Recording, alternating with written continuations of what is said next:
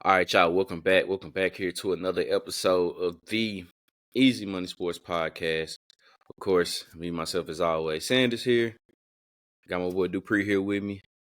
What's going on, man? What's going on? How we living? Man, I'm good, man. Hey, long weekend, but Yeah, it's all good. Knowing that it's gonna be, knowing we got a short week. You know what I mean? no doubt. Got one more day to get it in tomorrow, man, and then Okay. I got a good little weekend, good little Oh long yeah. little weekend for sure. Oh So yeah. yeah, gonna be heading out to Chattanooga and everything. So gonna be chilling Okay. with that Going to side chat. of the family, Mm-hmm. and everything like that, man. So I'm all good, bro. How about yourself? Doing good, man. Doing good. This is tomorrow. I'm actually off. Mm. I'm actually off tomorrow, but I'm gonna go in and I still gotta work on a few things, but be off tomorrow, and then I'm not going back to Georgia. I'm going back to South Carolina. My dad's side of the family and everything, so I'll go down there and see that side of the family, and you know what time it is. Yeah, Get down. It's time. It's yeah, get down. So yeah. it's You good. you in you in attendance, or we chilling in the crib with it? Oh no, Mm, is it because it's in mm, Columbia this year, mm. right? Yeah, it's in Columbia. Yeah, yeah, yeah, I don't yeah. think so. I don't think Okay, so. okay, okay, okay. But yeah, I've thought about it for sure, and Yeah. you might. It really, really would hold me back. I just have not went and looked at tickets. So Yeah. if I go and look at tickets, I might. It's gonna, yeah, yeah, yeah. But If I already yeah, know. there's also another game that I thought about going to on Saturday. Second round Division II playoffs. Benedict is playing Lenore Ryan, so Okay. I thought about going out there to that one. I keep um, going back and forth, but I definitely thought about it. Like, it's a 7:30 kick. Ain't nothing but an hour. Like, I What? go on out there and kick it. But I think I'm a chill. I think I'm a Nah, chill. for real. Nah, for real, bro. My high school, the alma mater, bro. They coming up to Franklin to go play Page in the semifinals, right? Ooh. Hey, Bro, now I y'all. swear, Oh, if I was still here if I was still in the town, I'm like, oh, that's 45 minutes. yeah, yeah, I'm yeah. I'm good. I'm out. good. I'm in Oh, there. I'm making that, right? I know yeah. where the school at. I don't need no GPS, nothing. I know exactly where Page at. I'm Mm-hmm. like, man, that would have been crazy, bro, because they get that, of course, now they'll get a chance to go to the state championship if they win this Friday, man. So Yeah. we'll see But, how that goes. but how you how you feel going to the game? You think they gotta? I mean, it's gonna be tough, just like the Henry County game was tough. I mean, Mm-hmm. they showed some grit because they were down. They was down 21-13 at one point. Mm-hmm. Came back and got 15 unanswered to get the 28-21 dub. Man, Henry County, that's a tough place to play at. Um, Page is too. I've been there a couple times, man. They usually have a real good football team year in and year out. So it's not an easy place to play at.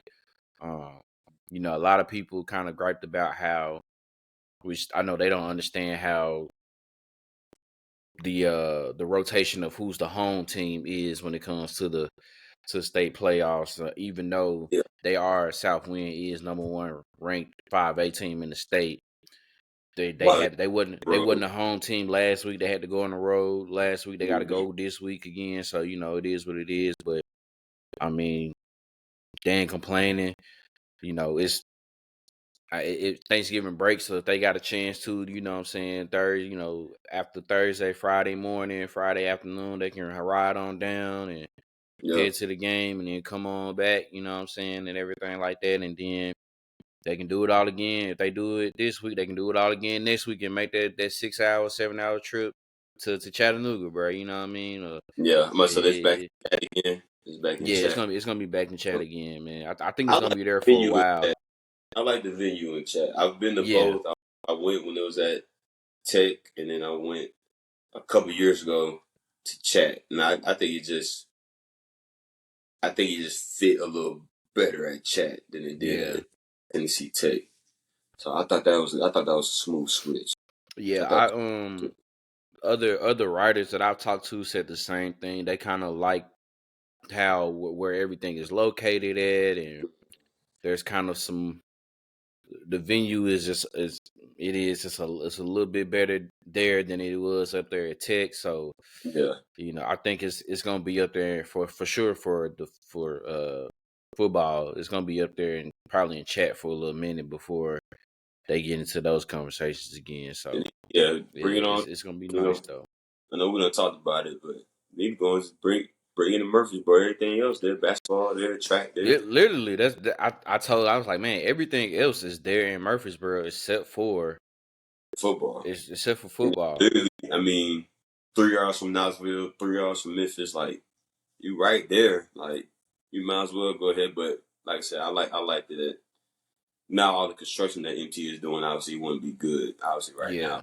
Now, I think now probably MT maybe once they get done to see if they how it looking, if it, yeah, they'll bring they might try to see then, but mm-hmm, they'll you bring it. know, So but yeah, man, we just sitting up here chopping it up, man. That's a good episode that we got here for you. Obviously, this is it's Thanksgiving week, so we focus on the 3 F's, man. That's family, food, and football. We that's really where we at with it right now for yeah, sure, man.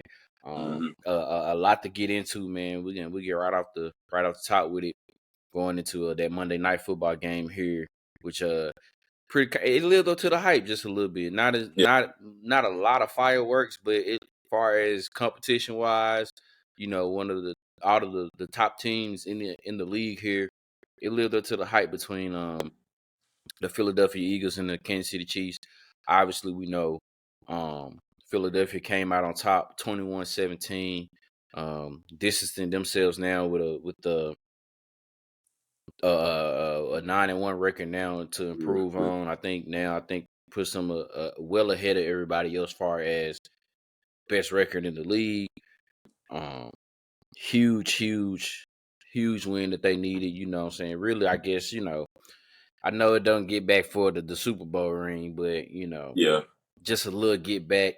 Had to feel a little good, man. And the game got everybody up in wraps, man, because it was just a mm-hmm, lot of ebbs and flows in it, man. And then obviously we if you ain't seen it by now, we know the big drop that happened from Marquez Valdez-Scantling that pretty much would have probably would have gave the Chiefs the victory at that point. Maybe, I don't know. It was still some time left, but yeah. It was still um, 140 left on the clock. So still a lot of time left. But mm-hmm, the way that the defense for the most part was playing, I mean, I think they had 5 or 6 sacks last night. yeah. So it was you would have liked your chances maybe just a tad bit for the Chiefs defense to kind of hold on, man. But what were your biggest takeaways from last night's game?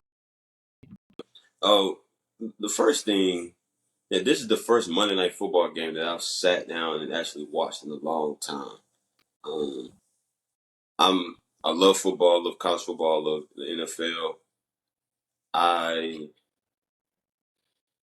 obviously when the Dirty Birds are playing, I'm watching, and then if there's a big game, I'll watch. But there hasn't been the last time I was excited to watch a Monday Night Football game was when the Bills played the Bengals last year.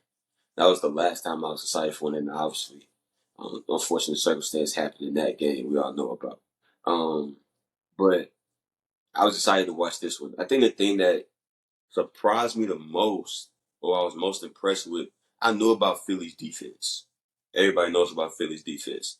And I heard, people talking about the Chiefs defense and them being better and playing well. But we heard that last year and years prior where it's like, yeah, the Chiefs defense didn't start off playing well, in the beginning of the season. And as the season went on, they got better in this, that, and the third. But watching last night, man, that Chiefs defense is legit. I mean, I remember Troy Aikman talking about how many times the Chiefs get free runners at the quarterback. Like how many times they have free guys blitzing, not being touched at the quarterback. And I'm like, okay, like you saying like it's a lot. I'm watching last night and Trent McDuffie is back there in Jalen Hurts' lap like 3 times, knocked the ball out, made him fumble. Jalen Hurts recovered it back. Like they are a good defense. I think that they have some trouble defending the deep ball. I think so in that secondary wise, but I think they play hard. They fly around. They get to the quarterback. They cause a lot of problems defensively, and this is definitely the best defense that the Chiefs have had since Patrick Mahomes has been the starting quarterback. And then obviously you mentioned it, man. You got some of the drops by the receivers, some of the missed throws by Patrick Mahomes. They just did not seem in sync yesterday. They didn't seem really in sync offensively. And for Philly, I think that them just finding a way to win. It was not pretty. It was ugly. AJ Brown did not have AJ Brown had one catch last night. But yeah, other guys step up. DeAndre Swift, Devontae Smith. Those guys stepped up and made some plays. Jalen Hurts was the big thing about his knee. How is he going to deal with his knee? But Philly's defense coming through and holding Kansas City scoreless in the second half. I don't know. I think people are talking about the drops and the Travis Kelce fumble and some of the missed throws. I think they're talking about that more than Philly holding them to nothing in that second half. That's a big, big deal. Like, yeah, he fumbled, but that fumble had to be caused. Some of the drops and the missed throws, but they held the Chiefs scoreless in the second half, and I think they gave them. Now I think obviously they did, but it gave Jalen Hurts and that offense a chance to keep chipping away, and then finally they hit that bomb to Devontae Smith. It was only a matter of time before somebody had to hit a big chunk play, and it happened to be the Eagles and Devontae Smith. So overall, great game. I enjoyed it. Like I said, that's the first time I've sat down and watched a Monday Night Football game in a very, very long time.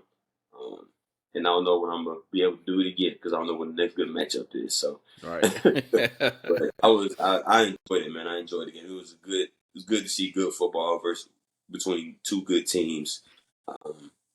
And what I've lamented this last year, and I'll throw it to you. I lamented it last year. It looks like we'll finally be able to see the Chiefs, if everything keeps going the way it goes, we'll finally be able to see the Chiefs have to go on the road and win some playoff games, which I was clamoring for last year, and they might have to do it this year, so we'll see. But last night's game was great. Yeah, I know for me, on the Philly side of it, I mean, just the way that they kept fighting, because I mean, being down 10 in Arrowhead. I mean, I know it's not necessarily called Arrowhead Stadium anymore, but I'm gonna always call it Arrowhead. I didn't know they changed the name. It's like some type of GEHA field or something like that. Okay. Now folks they buying and trademarking and putting their Mm-hmm. names on all these stadiums now, so Hey, no, it cool. ain't the Okay. same no more. But I'm always still call it Arrowhead. It is what it is. But being in that place down double digits, for the most part, not too many teams Mm-hmm. alone will end up being able to come out of there and fight their way back and get the dub. So definitely got to give the Eagles the credit for fighting their way back, man, not giving up. And like you said, that goes to their defense holding Kansas City scoreless in that second half, for sure.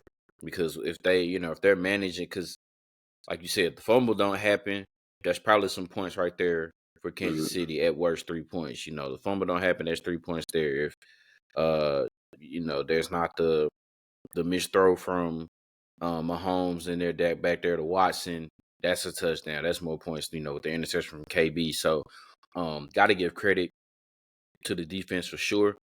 And then offensively, you got to like the fact that with their receiving core or just their offensive weapons in general with the Eagles, that they got multiple guys that can get it done. I mean, we know the tear that AJ Brown has been on these past Mm-hmm. few weeks. It was almost that it was a given that he would go out for 100 yards. And Monday night wasn't his night. Only one Mm-hmm. catch. But Devontae Smith had a big night. I think he had 5 or 6 catches, almost had 100 yards by himself.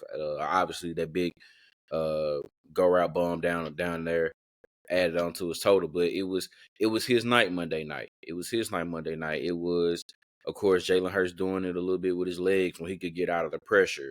Um, it was the DeAndre Swift's night last night. It was other guys other than necessarily just AJ Brown, and we know that the Eagles are capable enough to do that with the guys that they have on offense. It's just we kind of got so used to and a little spoiled with just AJ Brown having big game after big game after big game that we thought, okay, he could do it again.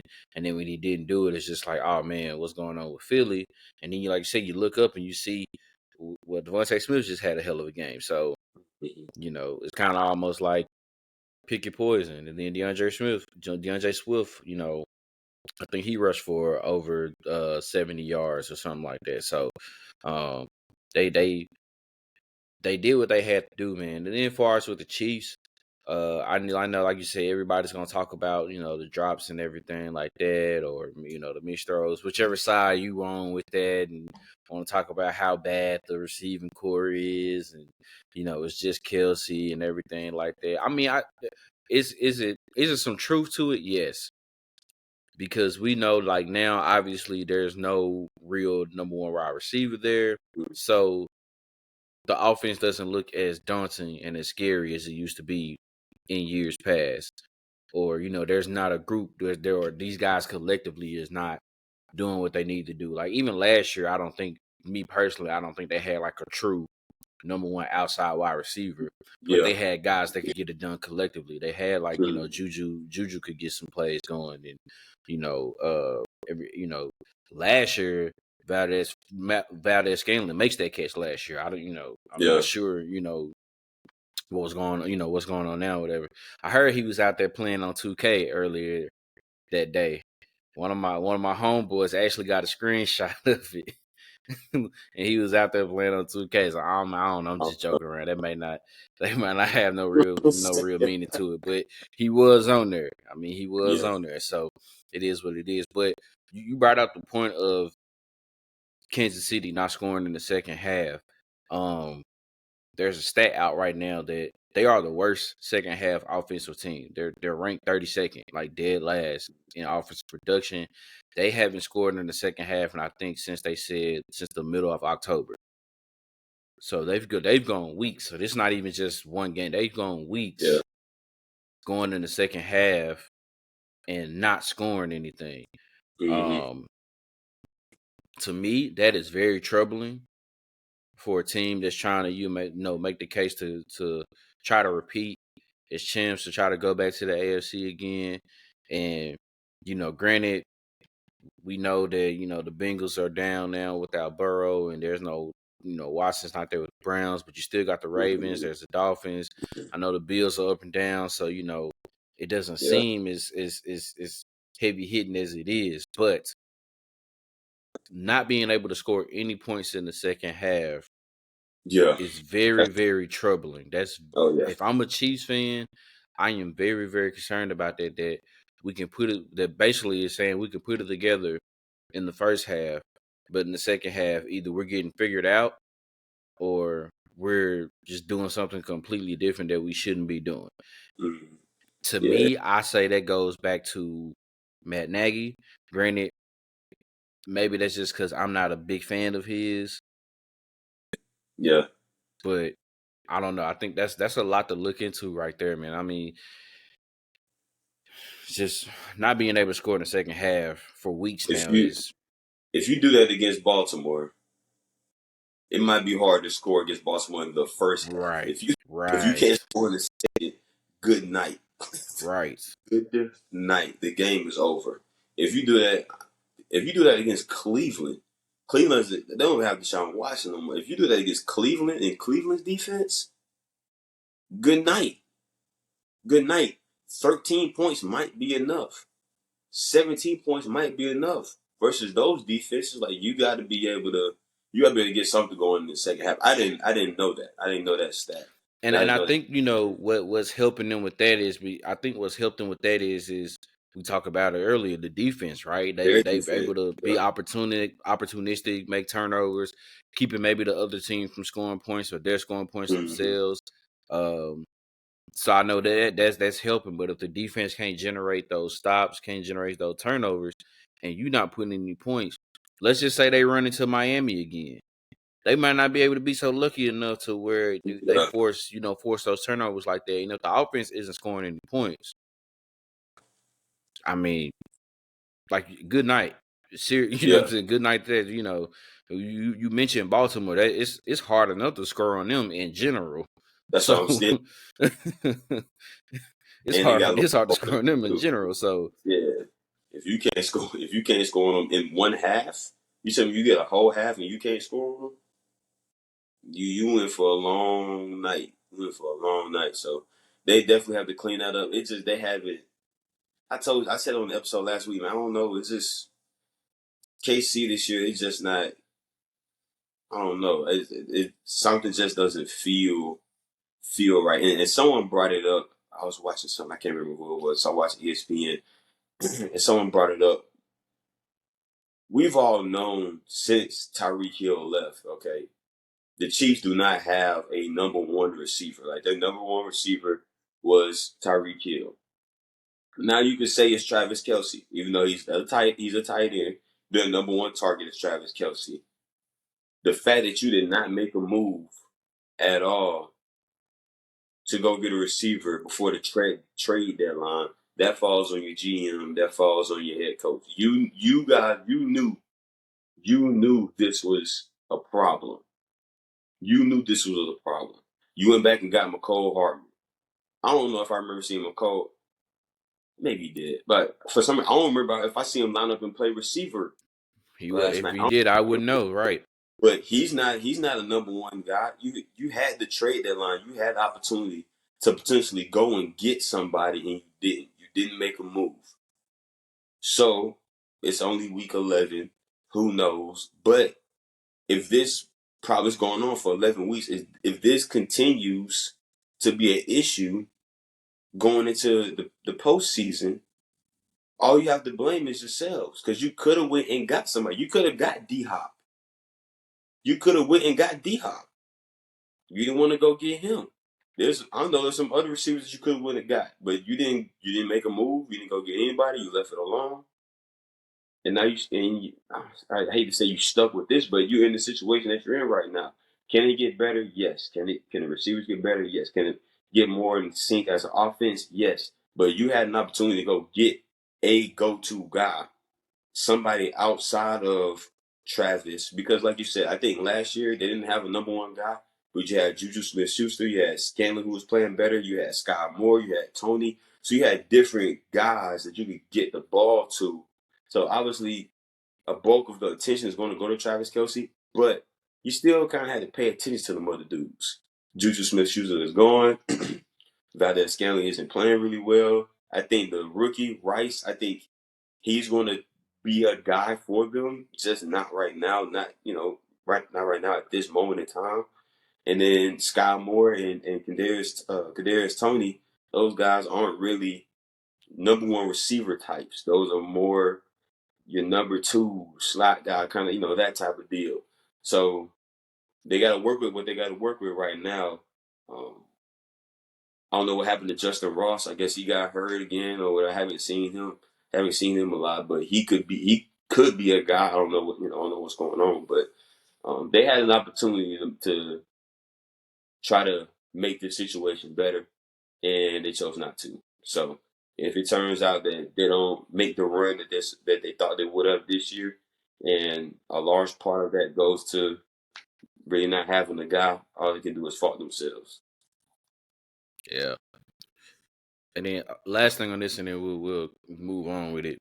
On Philly side of it now, sitting at 9-1, pretty much right now, they're in the meat of their schedule. They just got done with the Cowboys a week ago, had the Chiefs this Mhm. past week, the Bills next week, and then the NFC Championship rematch in a couple more weeks against the 49ers, and then the Cowboys again the week after that. I mean, with just one loss, do you see them really losing another game or two since, or in this, or do they take their foot off the gas, or do they keep going until they feel like everything is clinched? Which I guess is because it's still a ways to go. But Mm-hmm.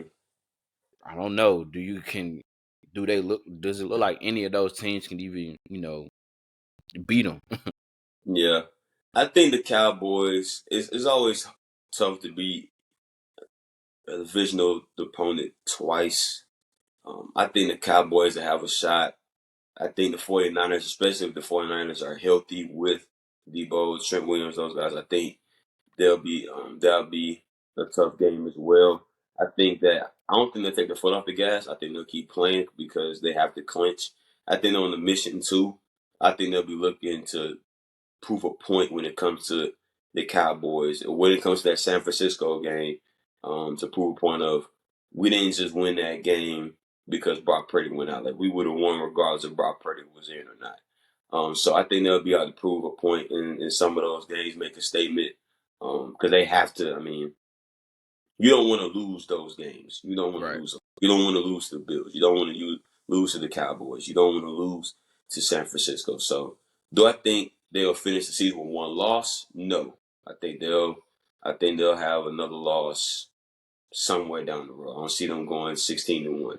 But I think they're definitely not going to slow down. I think they'll keep playing well. I think the defense will keep playing well. And I think they'll keep finding ways to win football games. But um, I think they'll have another loss somewhere. I could see one of those three teams getting them, whether it be Buffalo, not Philly, Buffalo, Dallas, or San Fran. For sure. Man, we go ahead and get into these pick'ems for the week. Week 12 coming up. Obviously, we getting spoiled. Actually, this week it's an interesting week. Mm-hmm. You got the normal, Thanksgiving games that you got. So obviously you started off with Detroit, um, who had a miraculous last like 2-3 minute comeback right there against Chicago, going up against Green Bay. Then of course you got the Cowboys playing Washington, in that second game, and then you got that night game right there between two divisional opponents, with the Seahawks and the 49ers. And then on Friday you got a game on Black Friday, Yeah. between the Dolphins and the Jets. So interesting little week here that we got going on in the NFL. But I guess the one game that I saw out of all of that caught my attention is the 49ers and the Seahawks, just because a game separated between them for first place. Mm-hmm. Obviously, Seattle is trying to keep up with the 49ers, and the 49ers I want to be able to keep this groove that they got going. It seemed like after the trade deadline, and once they got Chase Young, and the way they dominated against the Jaguars, and then the way they looked last week. Who was it that they played this Tampa past Sunday. week against Tampa? So Mm-hmm. looking like they're kind of getting their groove back here. Who you got in this one between the 49ers and the Seahawks? I'm gonna take the 49ers. The Seahawks are kind of, granted, only a game back behind the 49ers. I think they've been playing a little bit better than what they've played so far this season. They've lost some games that I thought they would have won, especially coming off of last year. Man, Seattle was rolling late last year, and so it's still the middle of the season technically because you got that extra week now. So they definitely could catch fire, and this would be a great time to catch fire, especially only being a game behind San Fran. But um, I think this is just a different football team with Debo and Trent Williams in the lineup. They are a different offense, different football team. I think those two guys just bring an extra sense of they play harder. There's a different level of swag. Like it's a different feel when those guys. I think San Francisco is a hard nosed, tough, physical football team, and I think the guys that exemplify that on that squad is Trent Williams, Fred Warner, and Debo Samuel. I think those three guys, and I would venture to add Christian McCaffrey in that too. But I think when Debo and Trent or in there, like you watch the videos, and we've all seen the videos of them coming out with the boom box, and they all hype scene rapping to whatever song they're coming out to. Who's in the front every time?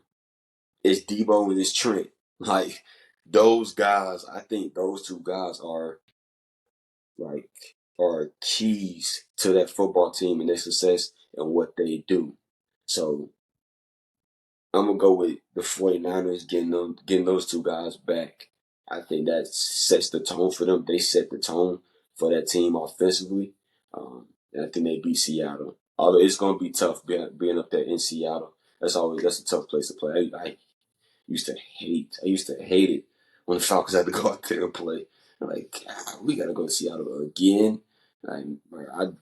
Yeah. No, for So sure. yeah, it's gonna be tough. It's gonna be tough to play there. It always is, but I'm gonna go with the 49ers. Yeah, I'm gonna roll with the 49ers as well too. Just I don't know what it is about Seattle, man. Like they are a solid football team, but they just have lapses where they Mm-hmm. struggle a lot. I mean, if I'm not mistaken, I think they've already got swept by the Rams this year already. If I'm not Think mistaken, I so, know yeah. that. So that's already 2 losses there. Having to play, the 49ers here.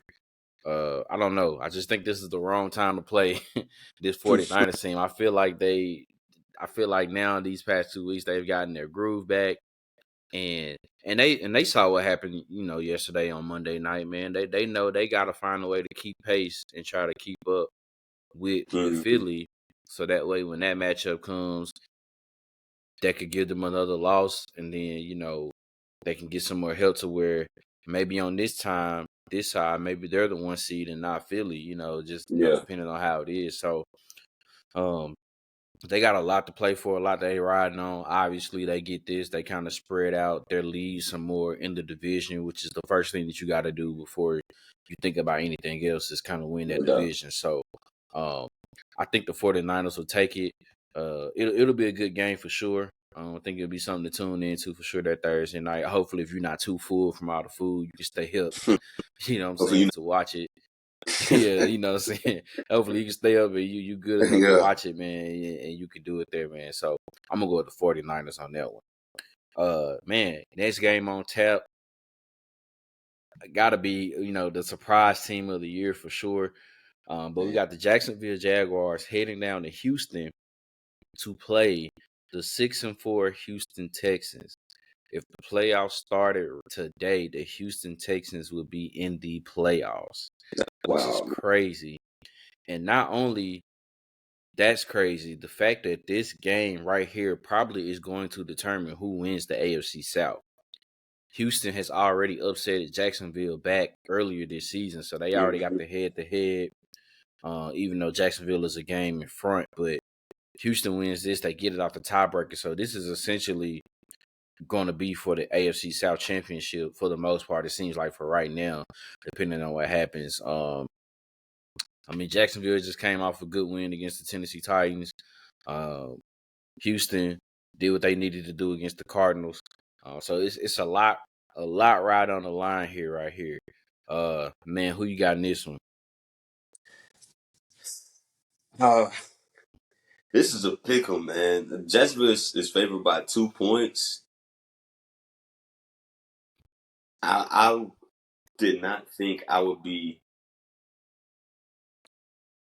leaning towards picking the Texans in this game. Like I didn't think this before the season, this would not be a game that we would pick because it's like Houston's supposed to be bad and Jacksonville's supposed to be good. So like, okay, we know who's you Right. know who's winning that one.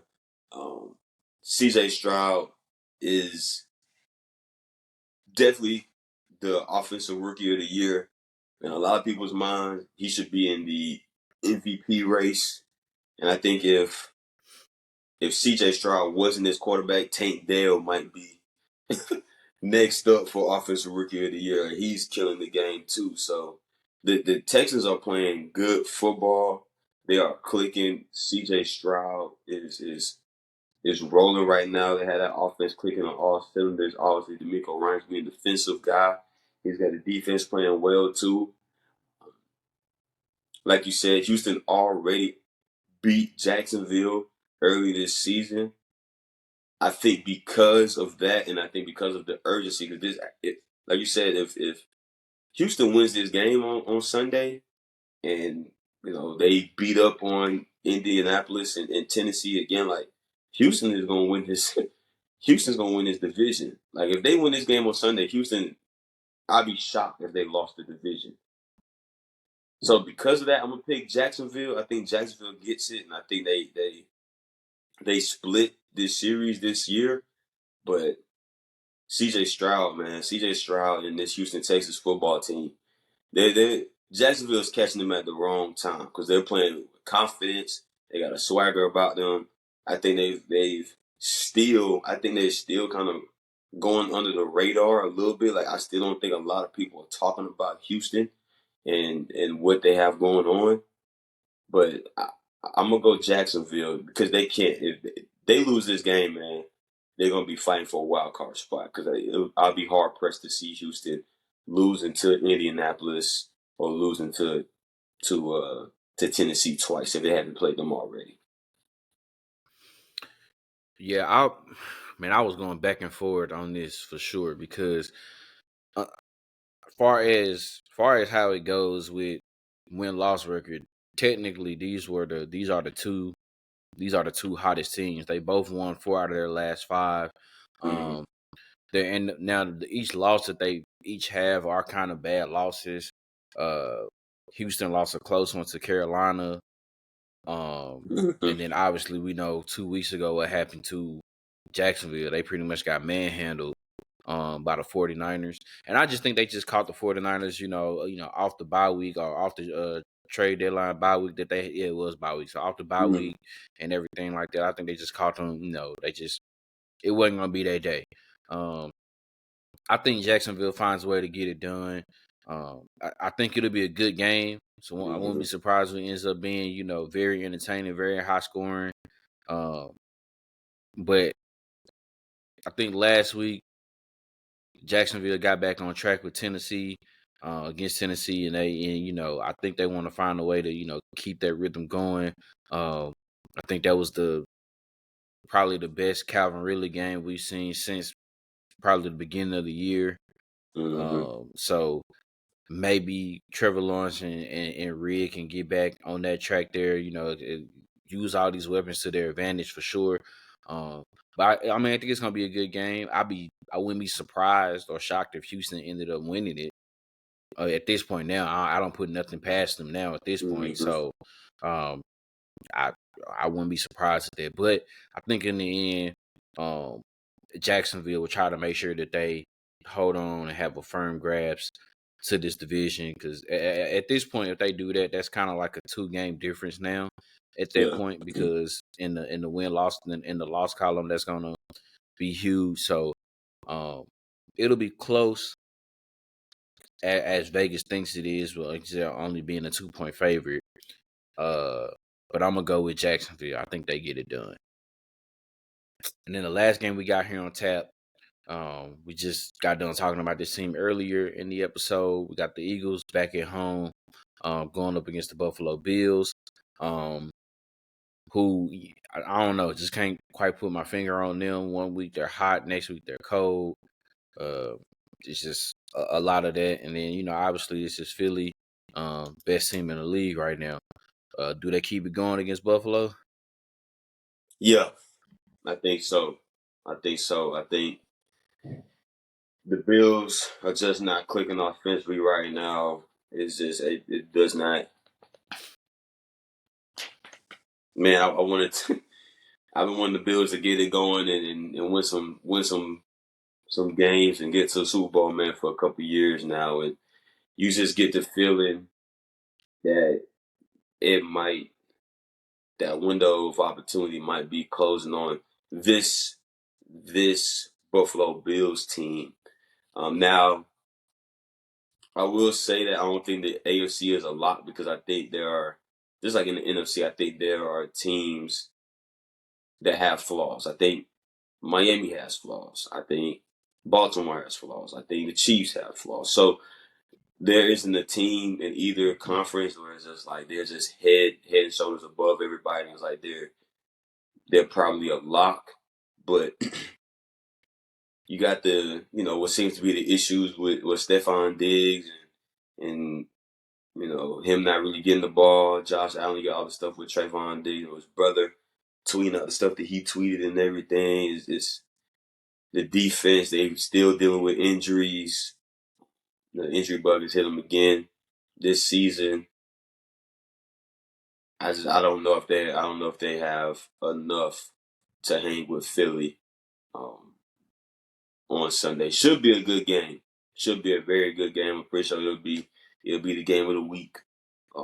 This week it'll be on Fox at 4:30 or whatever. But I'm gonna go with the Eagles at home.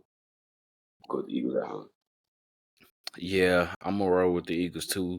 Um, Buffalo will make it a game. It's just it's like what we said about Josh Allen earlier, or right before we kind of we got on. I mean, he's bound to give you one or two. Yeah. Eagles find a way to get turnovers. That's just what they do. That's just what he does. It's an eye for an eye. It is what it Mm-hmm. is. And usually when the Eagles get those turnovers, they cash those into points. It's not too many times that they miss out on that. So I think that's what'll end up happening. I think it'll be a good game. Maybe we'll see. Um, you know, something similar to what we just saw on this past Monday night. A little back and forth. Might Mm-hmm. don't expect maybe not a whole bunch of points, but just enough of big plays to where, or notable plays to where you're gonna remember. Okay, this play right here is what made it. Yeah. What made this go for this, or what made it go bad for them, or anything like that. So, I don't know. I wish Buffalo was a little bit better, but it Yeah. is what it is. And I don't think I don't think it was a coaching thing. I know they got rid of Ken Dorsey as an offensive coordinator. I don't think it was necessarily him. I just think Josh Allen he's just bound to get you. He's bound to give you one or two turnovers every week. It is what it is. I think you got to live with it. So Mm-hmm. that's just that. I mean, yeah, they make the big explosive plays, but sometimes he tries to go for it too much, and it ends up biting him in the butt. So, I just think that's what's going to happen again this Sunday, and I think the Eagles improved to 10-1, and that's just that on that with it. So I don't know. It's going to be a lot of good games this week. Mm-hmm. A lot of meaningful games here too. It's first place on the line in a lot of different divisions. Playoff spots and everything like that. So it's starting to get there. Because once we turn the page here to December, then we really, we getting locked in here to trying to figure out who's gonna make this playoffs this year. So, Mm-hmm. Yeah. speaking of playoffs, today the new rankings for the college football playoffs just came out Yeah. a few hours ago. And now not much has changed outside of there's a new team in the top four. So there's obviously Georgia, Ohio State, Michigan still up there at the top three. Washington, coming off that big win on the road against Oregon State, is now at 4.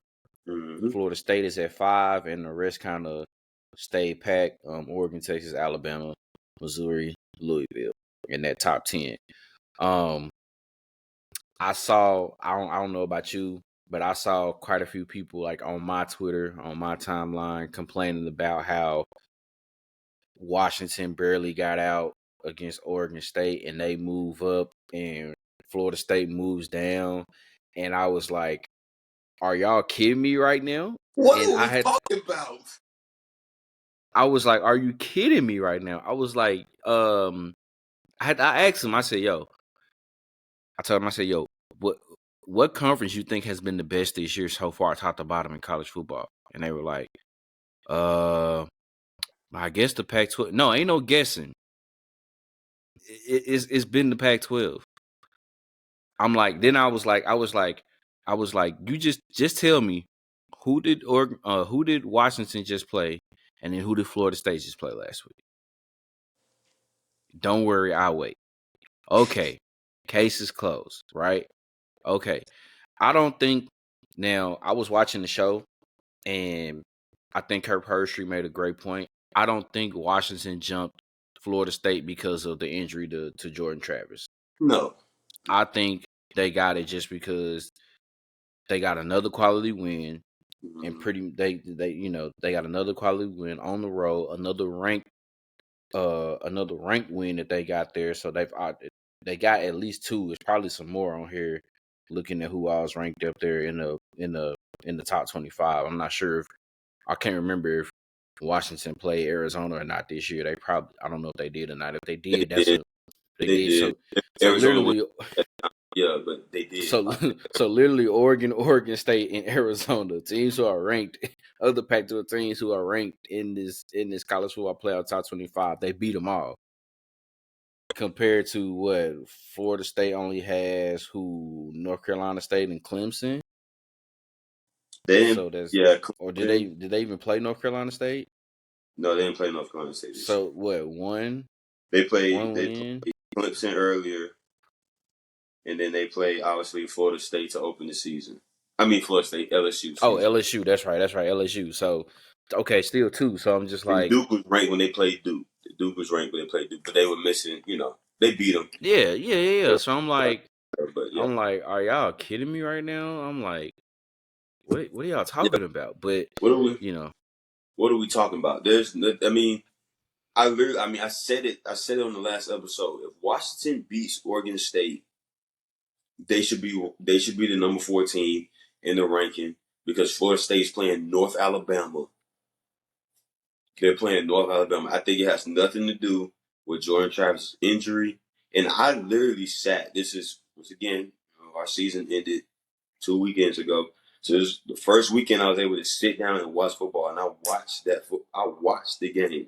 It was torrential raining.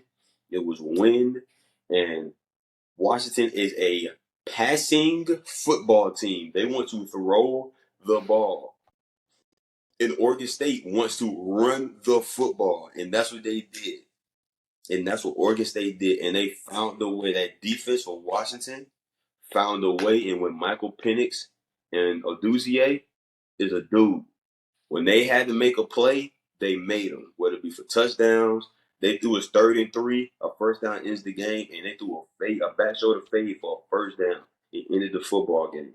And y'all trying to tell me that Washington should still be outside the top 4 after what they did on the road?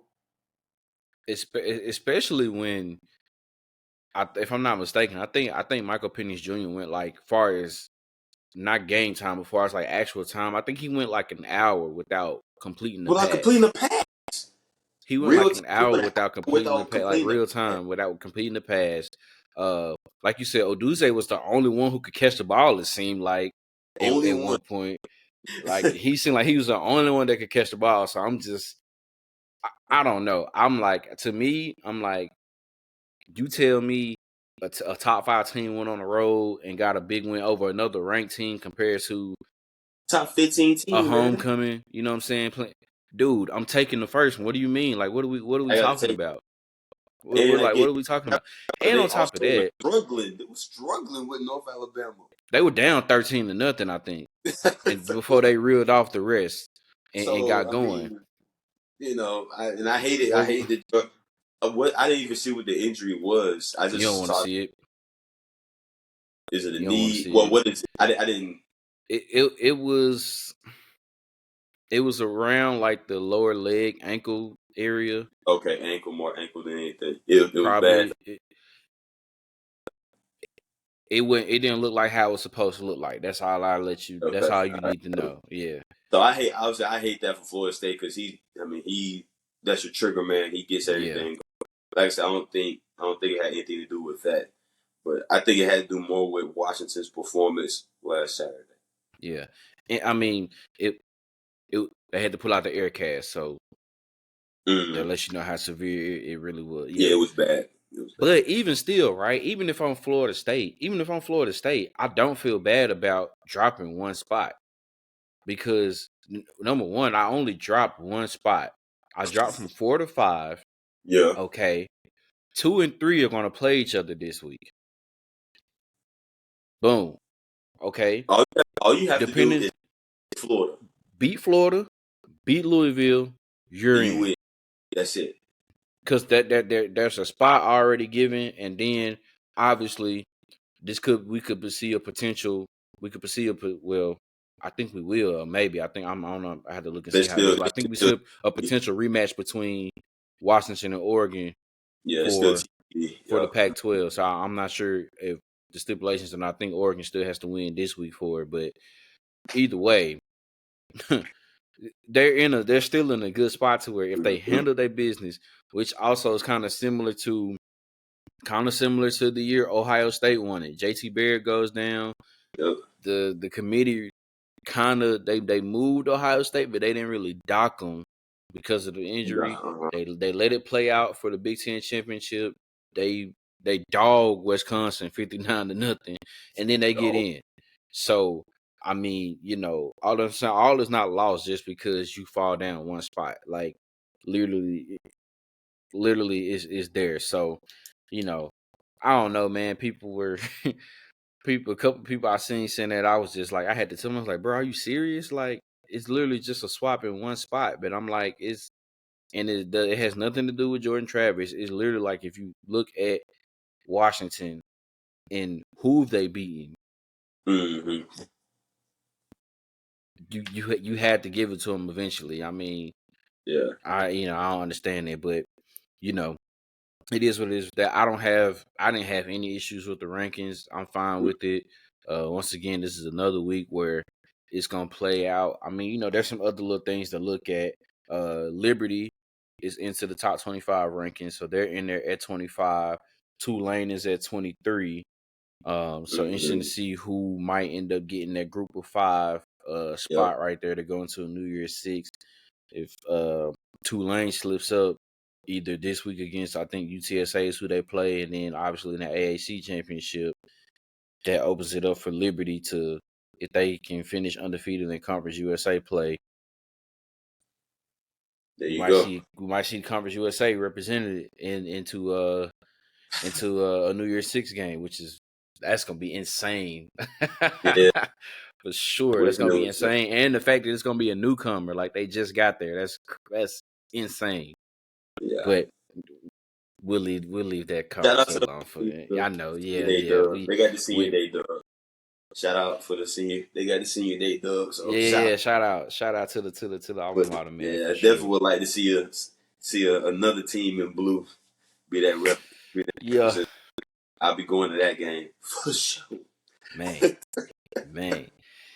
But yeah, man, a great week. Obviously, this week is if you're a college football fan, this is one of your favorite weeks. Mm-hmm. Rivalry week. A lot of rivalries that's getting played this week, man.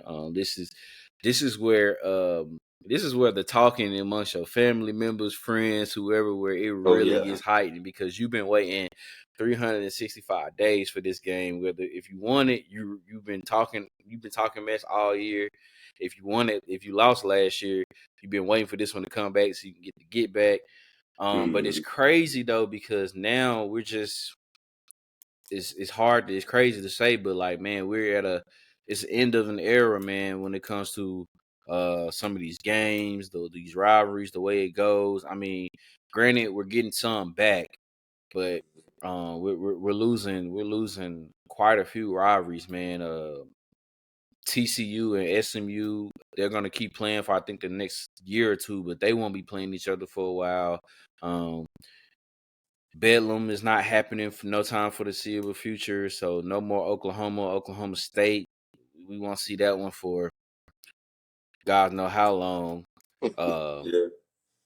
there won't be after this week. There's no more Oregon State. That's done for a while. We won't see that for a long time. Same thing with Washington State, if I'm not mistaken. Mm-hmm. Um, I mean, pretty much just about all the Pac-12 rivalries are finito, just because there's not going to be a Pac-12 anymore. Yeah. For majority of the conference, either go heading out to the Big Ten or the ACC, or to the Big 12. So we be seeing that. This is the last year for the 14 playoffs, so Now we getting into that, and no more SEC on the CBS. It's coming to an end, bro. It's coming to an end. It's crazy, right? I guess what part of this I guess you can say that you'll miss the most, or kind Yeah, of bummed out about that it's not gonna be happening anymore. I think the biggest thing, man, is I hate the fact that it seems like the game that I grew up loving is so much more so about money than it is about the tradition and tradition in the school, tradition in the region, the state, like that type of stuff. Obviously, money. I mean, money is going to always be a driving force. Uh, but a lot of the stuff that you're seeing, man, is money. Teams going, Pac-12 teams going to the Big Ten. It's money. You talking about teams in the West Coast. I think it was Stanford and Cal joining the ACC or something like that. Like money. Big, teams joining the Big 12. Money. Right. So I think that's the part that I kind of, that's part of what's kind of got me like, hey man. But I think just like you say, you losing some of those rivalries, losing some of those games. Like you say, you get some of them back. It'd be good to have Texas and Texas A&M. It would be good to see Oklahoma and Texas A&M. It would be good to see Missouri and Texas. It would be good to see you get those old Southwest conferences. You get Arkansas and Texas. Like it would be good to get some of those back. But you're gonna miss a lot of them. And I think another thing too, you brought up the CBS, the the SEC on CBS, man. I mean, you grew up in the South, man. I love the NFL, but college football reigns supreme in the South. And that 3:30 game, that was it with Vern Lundquist, man. I'm talking with Vern Lundquist days.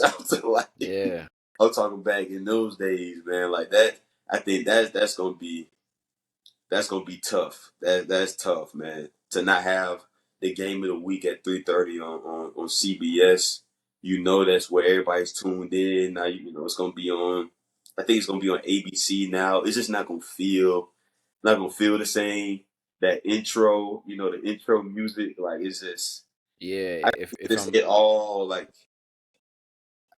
I guess you would call myself a traditionalist, I guess, where it's like, man, like I want the Pac-12, I want the Big 12, the Big 10, the ACE, like regionally, man, like that's how it's supposed to be. That's how I feel. Like that's how it's supposed to be. And so we're getting away from that. On top of the SEC leaving CBS, I think that just pulls a heartstring a little bit, like right, right here. But um, shoot, man, it's the way that it's the way that we're going. So I think we're going. There'll be some. Obviously, there'll be good that comes from it and everything. But uh, definitely, I mean, you talking 20. If I go back to, 21 years, 22 years, where I can say I can remember watching college football. right. That's what I've been used to. So it'll be different, but you know, it is what it is, man. You gotta. It's here now, so gotta do it. Gotta deal with it. Yeah, I think for me it is yeah, for sure some of the rivalries and the fact of what gets me about the SEC on CBS is it seemed like when it would like that when that 3:30 or 2:30 slot when it came on there, it seems like for somehow some way I don't know how they did it, but it almost seemed like every week it was like the game to watch, or even There if was it wasn't another like one. The other yeah, game was like or even if there. it wasn't like the game to watch, at least like when you got there or when it came on, like the crowd gonna be rocking. It's 50, 60, 70, depending on where they at. 80,000 crazy fan. You know what I'm saying? The stadium's packed. It's jammed. It's just going crazy. I don't know if the Big Ten can replicate that, bro. Like, Because they're going. The Big Ten is getting the 3:30 now, right? yeah, I don't know. I don't know if the Yeah. Big Ten. I don't know if the Big Ten can replicate that because I'm just I'm just thinking about, well, okay. I mean, I know now that they're getting USC and UCLA and all and all those teams, but I mean, bro, outside of Ohio State, Michigan, Penn State, Iowa, because their tradition, and Wisconsin because Yeah. of their tradition. I mean, Nebraska. Well, no, Nebraska's going back to the Big 12, right? Or they're I think still they're going staying back in to the. Big 12. I think they're So going back to Big 12. I I think. mean, but You I see. can't remember, but I mean, it's just kind of like, bro, do I, when 2:30, 3 o'clock come, 3:30, whatever side you on, do I really want to sit there and looking forward to seeing Northwestern and Rutgers play? You know what I mean? If that's You if know what I that's mean? the game of the week, yeah, If that's gonna be the like, 3:30 game, and I know yeah, that they crowd is not the same, and it's just I don't know, man. That's to me. That's the rivalries. It is what it is. Like I know we're gonna get some new ones here made, and it can make up for it. And eventually, cooler heads are gonna prevail, and maybe they'll come back to it. But just damn it, not seeing the SEC on CBS at that afternoon time is gonna mess with me, bro. It's gonna mess with me. It is. I'm And I'm like I'm programmed CBS 3:30. That's what I'm used to doing. And like you said, like okay, it's a week where Ohio State isn't playing Penn State or Penn State isn't playing Michigan. So then we get to watch Penn State play Illinois. it's not Really, going. It's just not gonna hit the same, really. bro. That's It's what we not gonna doing. hit the same. It's just That's not what gonna we hit the doing. same. It's Okay. just not gonna hit the Okay. same, bro. And then like you get to listen to so like it's Brent Musburger and oh, I can't remember my guy's Gary name. Danielson. Yeah, they're gonna call Yeah, those. that's a good question. I That don't know. Are they gonna call those games? Or are they that's a good gonna question. if they make their way over to the ABC, then I wouldn't be as like okay. At least you keep the voices. You keep the voices a little. 'Cause I think that's a part of it too. Like Yeah, you yeah, had it was Vern and Gary Denson. Now it's Britt Musburger. Like you keep those same voices. So if they're gonna do like now we stick with the SEC, then cool. If they probably have contracts with CBS, so they're probably calling the CBS games. yeah. But just yeah, yeah, it's gonna be different. That'll be the biggest. That'll be the biggest difference for sure. It's not seeing that. It's not seeing the SEC or CBS. But money talks, man. Money talks. Hey, for sure. You know what to say about that, man. Yeah, that's real life. Ain't nothing you can do about that. For real, for real. Nope. When they throwing it out there in front of you, dog. I'm like, yeah, I think I'm gonna go ahead and take this deal right here. Yeah, can you really turn that down? You know what I'm saying? I don't know. I don't know. But man, it's gonna be tough. So we'll get ready to move on here to our pick'ems, man, for the week. Uh Even though it's a lot of rivalry games on tap, not too many hold as many importance as it is with these two games right here, man. So first game on tap we got here. The last installment of it, as we mentioned earlier, for the foreseeable future. It used to be called the Civil War, but now they battle for what they call the Platypus Trophy. So I guess they got rid of the Civil War name and went with this. I guess try to find something a little bit more. Duck and the beaver. They should have just Yeah, kept this. Kept this yeah, yeah, war. yeah, yeah. I guess, man, it is what it is. But I feel I it. I mean, get it, but yeah, should have just kept it civil. It's all for good though. sure. So this is Oregon State. Uh, Oregon State would love to play spoiler because Mm-hmm. if Oregon wins, obviously they clinch that second spot into the Pac-12 championship and get the rematch with um with Washington. However, if Oregon State wins and then I think if Arizona wins their matchup against Arizona State, I think at that point, I'm not sure if those two teams, I don't know if Oregon or Arizona played each other or not, and I don't think they did. So I don't know how that tiebreaker works between Arizona and Oregon, but obviously that starts some chaos right there if Oregon State ends up winning. But if Oregon wins, obviously they clinch their second spot and get their rematch with Washington. The game is in Eugene. That might help a little bit. Oregon is a 2-touchdown favorite. I get it because of the way that they've been playing. They have dominated teams pretty much week in and week out ever since they've lost to Washington. Who you got in this one? So to get you over the scenario, so Oregon just needs to win, and they're in, or they need Arizona State to lose to Arizona to lose to Arizona State. Gotcha. For Arizona to play, they need to win versus Arizona State, and then they need Oregon State to beat Oregon. So if Oregon loses and Arizona beats Arizona State, then they're in. I talked about it last week, obviously, where Oregon State definitely playing, could be playing spoiler and all of this for Washington, beating Washington in the turnaround and beating Oregon, giving both of those teams losses and playing for a conference championship. Obviously, that's out of the picture now. So, like you said, now is just, can we beat our in-state rival? Like I said, we might not be playing them, for another couple years, which I think they still need to figure out a way to keep these rivalries going, especially in-state rivalries. Like, you got to find a way to keep those going. Yeah. But regardless, Oregon State is a physical football team, man. Like they run the ball. That's what they're going to do. They don't hide. Or they don't shy away from it. It's here it comes. And what are you going to do? They have a running back that weighs 230 pounds. They have a quarterback that weighs 250. It was like, buckle your chin strap, because here we come. Obviously, we know Oregon is high flying and things like that.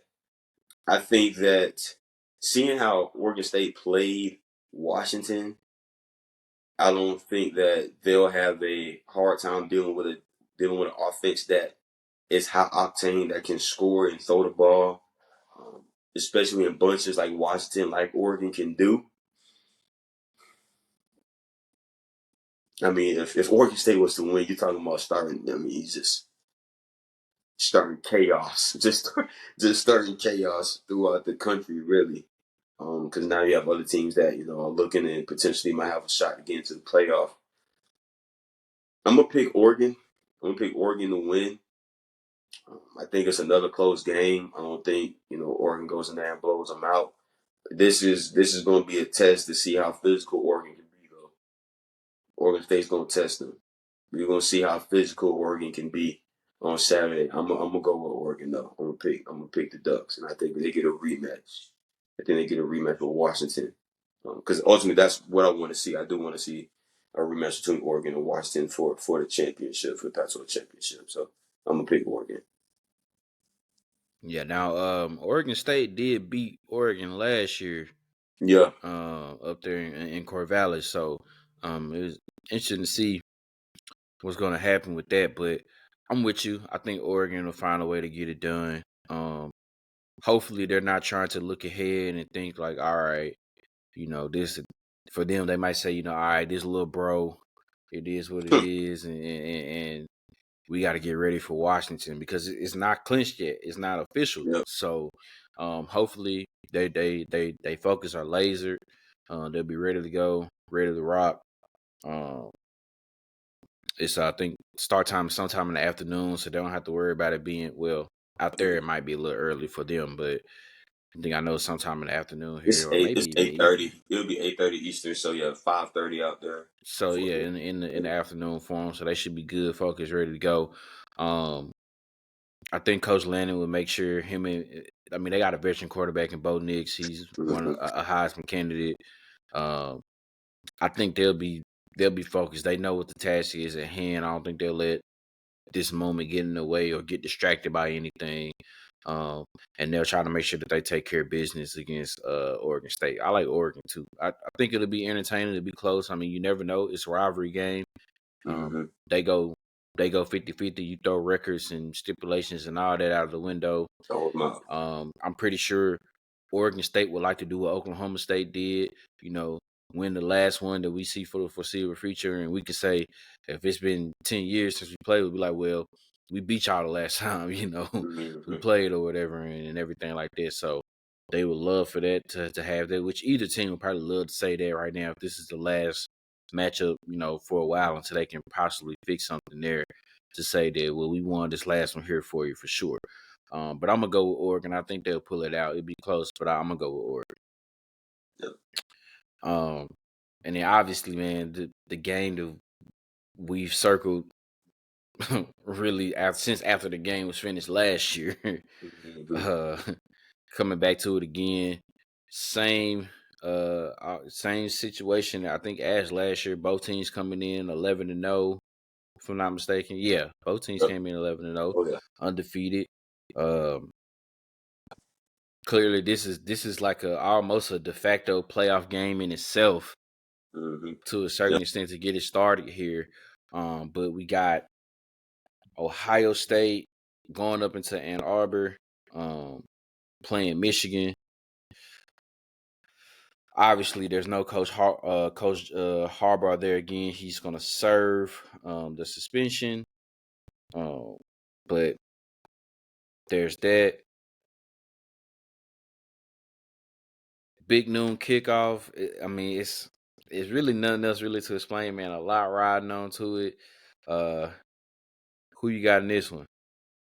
I want to hear your thoughts first on this one, man.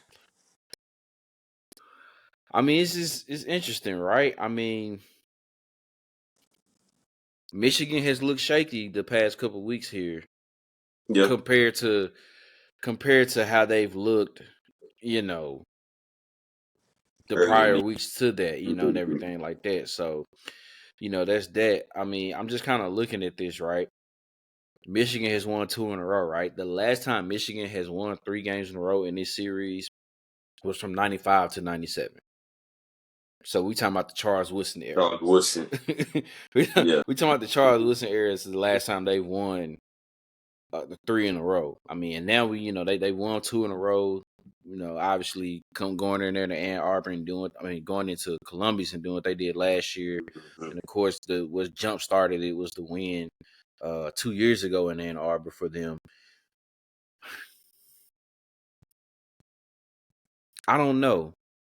Part of me wants to say Michigan is going to mess this up, and we all going to laugh in front of their face because obviously with everything that's going on with them, with the scandal off the field and everything like that. But for some reason, it's something about Ohio State that I'm not feeling either, man. I don't know. The past 2 years of these 2 teams playing, it was kind of like you can kind of see a difference, and you could pick your side and you can have a legit reason why you pick your side on it, right? This year, I don't know. I mean, Michigan's been dominant, but like I said, they struggled the past couple of weeks. Ohio State, sometimes I just really never know what I'm going to get from them. I'm going to go Ohio State. I'm going to say they spoil it. Michigan leaves out super sad, and we laugh at them more. That way, we can kind of get out of this drama, and we can figure out what we want to do with Michigan after that. I'm gonna go with Ohio State. You just made it that much tougher for me. It is, bro. This game is hard to choose, bro. Especially when they both like this. Because I don't know if I really trust McCord. I don't know if I really trust him going into that environment.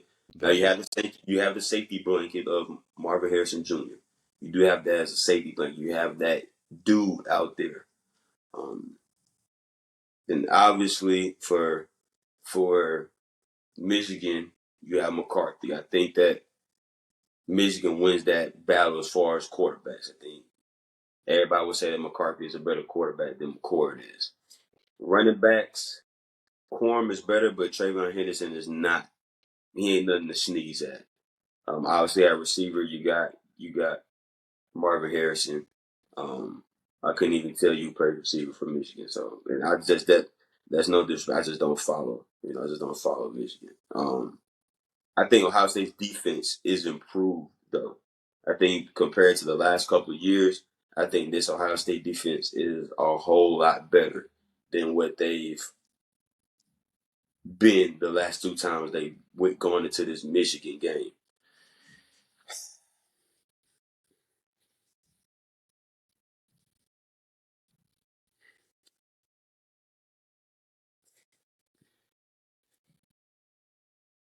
It's again like I truly don't care who wins. I think just because of all the stuff that has been going on with Michigan, I'm gonna lean towards Ohio State.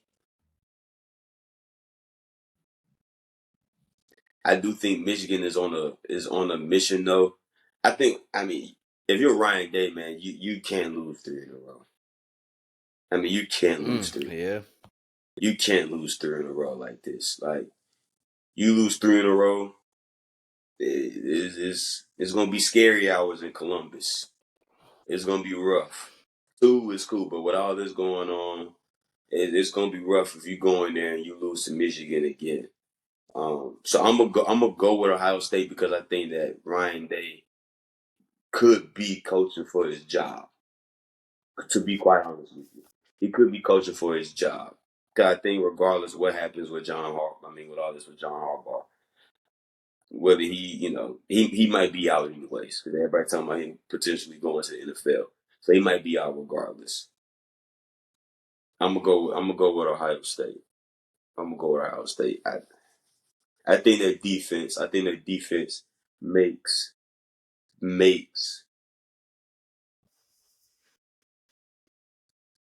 enough plays in the right moments to help that offense and help get McCord and Henderson and Marvin Harrison get those guys in favorable situations where they don't have to drive 75, 80 yards every drive against that Michigan defense. So I'm gonna go with Ohio State. I think Ryan Day is coaching for his job at this point because I don't.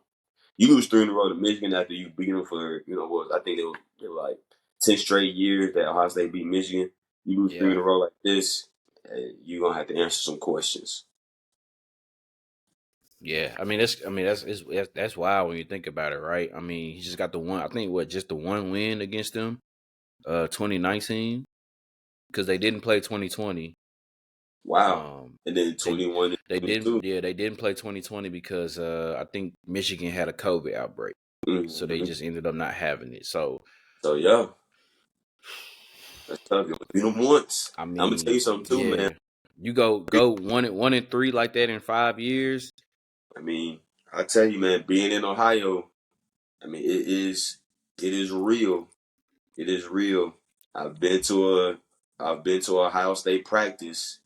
It is real. They have dummies taped up with Michigan tape. They have tackling dummies. They have hitting dummies for O line. They had a they had a team up north period in spring practice. Spring practice, they had a team up north period. They had a period where they were solely focused on Michigan in spring ball. That's So insane, bro. if you lose that game, is three in a row is not going to be good. If you thought 10 in a row in Michigan was going to be bad, three in a row in Ohio, in the state of Ohio, not going to be good. It's especially if it looks like how it With all kind of the looked the past yeah, couple years, and mm-hmm, with all this stuff that's going on and everything like that. It's just yeah. Yeah, that's gonna be tough. So yeah, I ain't even think about it like that with Ryan Day, with maybe possibly his job being on the line. Which, I mean, could it be unnecessary or maybe a little bit unfair? I guess, but at the same for sure. time, when you're there coaching at Ohio State, you know what your job is to do. Your job is You to, got number one, you have to beat Michigan. it's like But period. forget, you got to beat them before you can even think about a Big Ten championship, in a national championship. You gotta beat the, don't, it's almost kind of like, all right, man. He could have done, he could do that. They can go to the playoffs every year and not win the national championship to a certain extent. But they'll be like, "But he ain't ever lose to Michigan, so he good in my book." Good. He be like, "He He's good in my fine. book, right?" You know what I'm saying? So, man, I don't know. It's gonna be tough. It's gonna be tough. And the fact, like you said, this is Kyle McCord, probably the biggest game. The fact that this time this big game is on the road. The Penn State one, they had it in Columbus. This one's now on the road in Ann Arbor. It's gonna be rocking. I'm pretty sure it's gonna be It's gonna be some brisk. weather. It's gonna be brisk out there. Oh, Risk is saying it nice. It's gonna be cold out there, mother. It's gonna be cold for sure. Let's I'm go already here. know it. Let's So, see. You know it's gonna be. Let's a live look. It's Tuesday. It's only Tuesday, but yo, wait, let's do a live look, yo.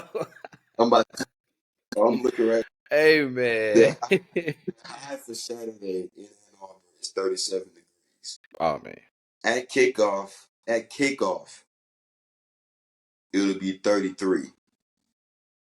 At kickoff, it'll be 33 with gusts up to 10 miles per hour. Ooh. Now no snow, no snow. Ooh, the gust is enough. The gust is enough. So now Nigga, you add that that's in. the We funny. talking about below freezing. This man from the south, he said the gust is enough. Now, yeah, it's gonna be cold, man.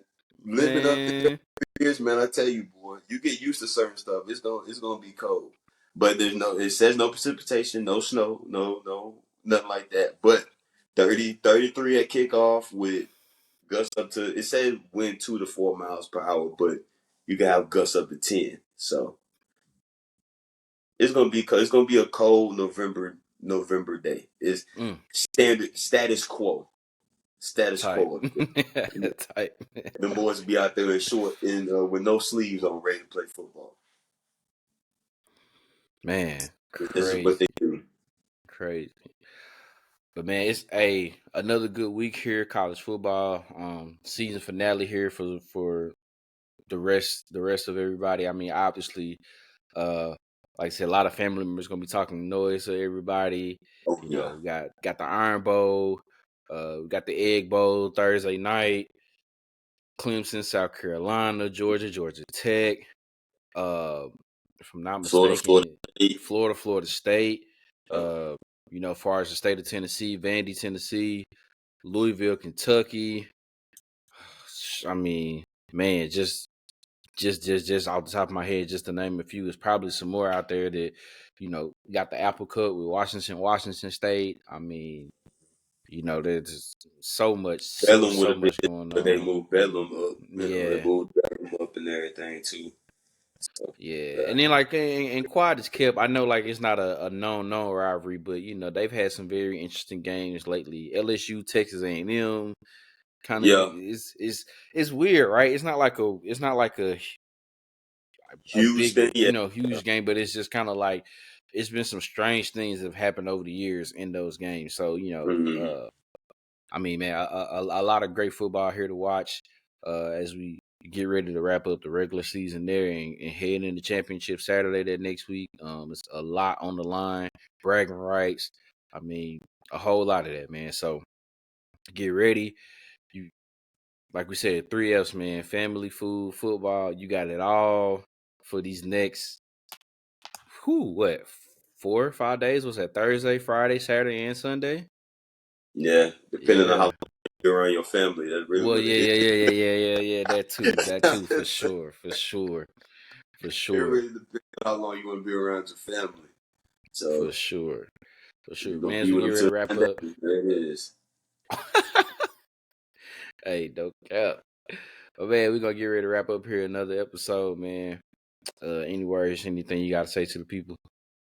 Nah, man, enjoy this week. Enjoy your family. If you're traveling, be safe. Going to and fro. Um, and everything. Get to wherever you're going, get to your destination safe and sound. Enjoy it, man. This time of year is always good just because you get to be around your folks. Kind of twice in a month, really, essentially twice in a month between Thanksgiving and Christmas. You get to be around the people that you care about the most and things like that. So enjoy it. No petty arguments. No, don't none of that stuff, man. Like let it go. It's Yeah. okay. At least for at least for a day. At least for a day. You know what I'm saying? Like really truly enjoy being in each other's company because as we continue to see, man, is this, you never know. And there's a lot of unfortunate stuff that's been going on. So enjoy being around your folks while you can, while you have them around. So that's it. Be safe on the road. Eat, eat good on Thursday, eat good on Friday, and then put that stuff away on Saturday. That's it. Thursday and Friday. Thursday and Friday. That's it. And that's it. Saturday, chill. You Get pushing something it. up. You pushing it You out of pushing there. it. You pushing it. Man. If you eating that stuff till Sunday, you need to go see somebody. Yeah. Yeah, You for need to go sure. see somebody. For sure. Man, yeah, same for me as always too, man. Yeah, this is a great time to spend with your loved ones, with your family. Do what I'm saying, do a little reflecting, a little relaxation. You can kind of calm down a bit, slow down, and enjoy yourselves, enjoy your people. For sure, check in on your loved ones, spend time with your loved ones for this, for Mm-hmm. sure, especially. Man, let them know, that you're thankful for, whatever, however it is, or whatever, whether it's the minimum or the max that they do for you. Just let them know that they appreciate it. Man, we appreciate y'all. Mm-hmm. That tunes in and listens and and subscribe to the podcast, man. We appreciate it for sure. We're thankful for that. Um, Man, continue to support the podcast. Like and subscribe to the YouTube channel. Follow us on all the social medias. Uh, love black women, cherish black women, protect black women. No means no. No means no. I know, like I said last time, I know your family members gonna be asking where this person at, where that person at, man. But look, if they ain't here, then that's your answer. That's really all you need to know. Like you Yeah, said, like the preacher said, we ain't trying to start no petty arguments and nothing that's like that. it. But don't be asking no stupid questions either. You know what I'm saying? Don't be asking no stupid questions either. Yeah, I ain't the messenger. Well, yeah, I am. I'm just the messenger that's coming from me as the messenger. So it is what it is. But you know, whatever, man. But yeah, y'all enjoy yourselves, man. Like you said, if y'all out here traveling, for those who don't know to and fro, that's black people math. So my bad. Yeah, research that if you don't know, but that's black people math. You know what I'm saying? That's point A to point B. If yeah. for layman's terms, if you don't understand that. But man, continue to support the podcast. Why you laughing, bro? My bad, bro. I know, bro. I'm sorry. Hey, that was funny. That was funny. I continue to support the podcast, man. We appreciate it. Man, by the time we come back on here again, it's gonna be, man, it'll be December. Whew, that's Yep. crazy. Um, Man, till the next time, man. This has been another episode of the Easy Money Sports Podcast. Peace.